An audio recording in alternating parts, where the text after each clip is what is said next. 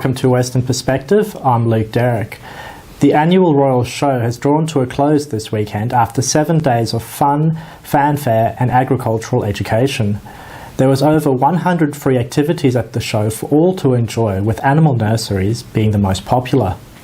We spoke with Nigel Spencer, a farmer from York, about whether he believes the younger generation got a better understanding of rural life and agricultural matters. Nigel, thanks for your time. With your favourite velvet rabbit, your most prized possession. Yeah, they're lovely, aren't they? Not many of them left at the moment, but she's a beaut, isn't she? She is lovely. So many visitors this weekend, and as Royal Show's draw to a close, what do you think? Oh, I'm always sad when the show finishes.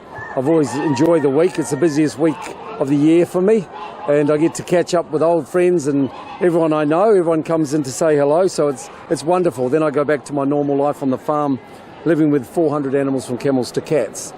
Yeah. You do sound like a Dr. Dolittle life, don't you? It is a Dr. Dolittle life. Very much a Dr. Dolittle life. Yeah. Do you think young people has learned more about agriculture and also where the food comes from, and also about animals too? Oh, I definitely think they have. There's so many things they can learn where their food comes from around in all the pavilions, and here they can get up close and personal and touch everything, and they love it. And I love it. Everyone comes in and they go, "This is my favourite spot. I love it. We just come to see the animals," and it makes me feel good. It makes it worth all the hard work that goes into setting this up and keeping it maintained and clean. Do you find it sad that this is the only mainstream venue that rural and city people can come together and have an understanding and embrace each other to a certain extent in a cultural and agriculture sense? Yeah, yes, I do often think about that, and I think, wouldn't it be nice if something was set up like all year, that people could drift in and out and visit and everything else like that? I think that would be a wonderful thing for people, and maybe they'll do that one time. There is a city farm in Perth here, which people visit, but something maybe a bit bigger with all the animals and everything would be wonderful. I think it'd be well patronised too. Do you think the animals enjoy it?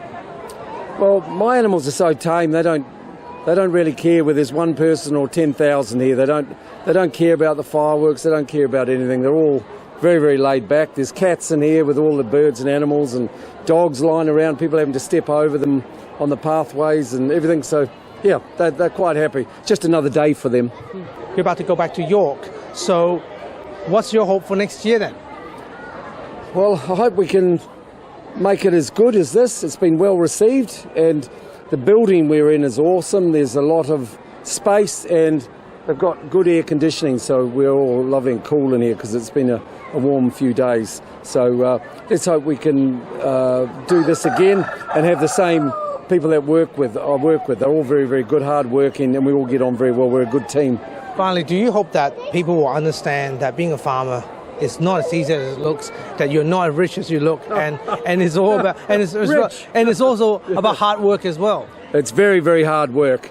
I get up at 4 every morning, and often I'm not in bed by 1 or midnight or whatever like that. And in all weathers, I'm out there doing all sorts of stuff. It's a bit of a thankless task, but there's a lot of rewards as well. It's a peaceful life. I don't get to see a lot of people, and I quite enjoy that, the peacefulness. And people often say to me, "Oh, why have you got so many dogs?" I say, because I like them better than people. You want more company. That's one of the reasons why. Yeah. Nigel, thanks for your time. Oh, you're most welcome. And we look forward to see you again next year in the Royal Show. Well, let's hope we all get together next year and have another laugh and a get together, and I'll bring another few hundred animals. And now, here is AMA WA spokesman Dr. Andrew Miller with his weekly COVID-19 update and medical commentary. Hi, thanks for your time. Obviously a disappointing decision for us coming out of National Cabinet last Friday with the removal of isolation periods, which is sending the wrong signal. Really what it needs is a lot better communication to say that it's still incredibly important to isolate, but the government are now not at the stage where they're going to be able to fund people to do so. We need to be honest about that and say that this is going to increase the amount of virus that is spreading through the community, obviously, and that as we move into another inevitable wave of COVID that is able to evade the current immunity that we have in time, then we are going to see a lot of people getting unwell, a lot ending up in hospital, and unfortunately more deaths. So in order to live with COVID, people need to be properly equipped with the education that is still very, very important to isolate if you could be infectious, for as long as you possibly can until you're negative on your rapid antigen test. And that it's very, very important to wear masks when you're indoors in crowded places when COVID's still spreading. We still had 45,000 cases of COVID in Australia yesterday, and we're still seeing many, many deaths, 10 per day in New South Wales. So the disease hasn't gone away, even if the government response is starting to be wound right back and people are being expected to look after themselves. We can do that if we breathe clean air and we have good masks. That will reduce transmission a lot.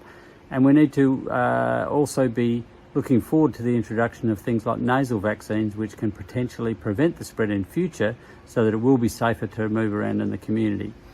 We should spare a thought for those who don't have the advantage of being able to afford to isolate when they need to, and we should be demanding that the government do something to support those people where they are sick or where they are attempting to prevent spread, and when they don't want to catch the disease because they may be, in particular, living with other people who are also vulnerable. We also don't know what proportion of the population are going to end up with long COVID. Even the people who are vaccinated can be susceptible to these long-term symptoms. The vaccines are essential, but they're not perfect.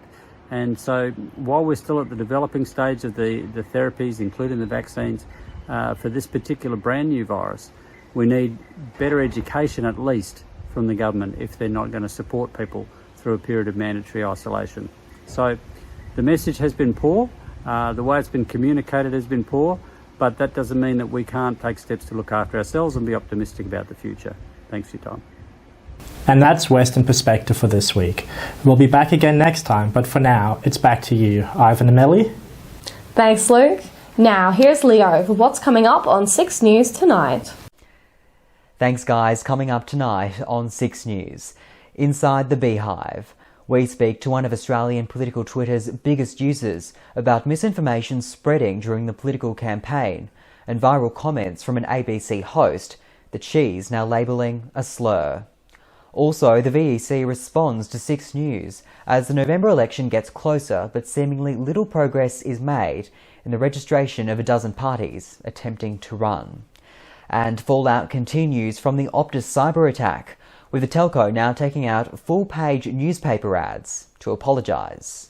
You can see full details on those stories and much more on our YouTube channel. Just search 6 News Australia to find us, or on our website 6newsau.com. For now though, guys, it's back to you. And that's our weekly news and current affairs. We have the latest news on our website, wamnnews.com.au. Don't forget to subscribe to the WAMN Extra News Club so we can continue our work in the community. Full details on wamnnews.com.au/news/extra. From Melly and myself, we wish you good health, good night. See you next Sunday. Thanks for watching.